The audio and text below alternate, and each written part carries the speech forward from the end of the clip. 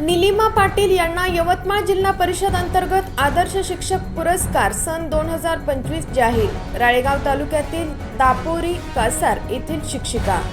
नमस्कार, मी Jayashree Sonawane, Blue Storm TV News मध्ये आपलं सर्वांचं स्वागत आहे आणि बातमी आहे यवतमाळ जिल्हा प्रतिनिधी रामभाऊ भोयर यांच्याकडून।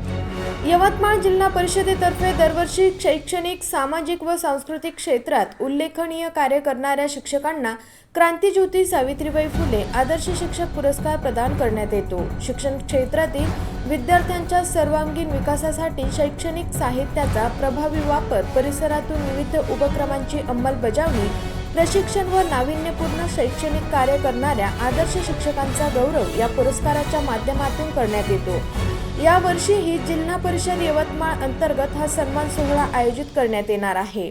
यामध्ये राळेगाव पंचायत समिती धानोरा केंद्राअंतर्गत येत असलेल्या दापोरी कासार येथील सौ निलिमा काशीराव पाटील सहाय्यक शिक्षिका, जिल्हा परिषद प्राथमिक शाळा दापोरी यांना क्रांतीज्योती सावित्रीबाई फुले आदर्श शिक्षक पुरस्कार सन 2025 जाहीर झाला आहे।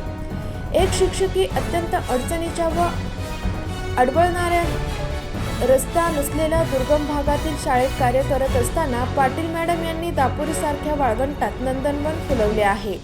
एक शिक्षकी शाळा कशी आदर्श असावी याचे ज्वलंत व मूर्तिमंत उदाहरण म्हणजे दापोरी शाळा होय।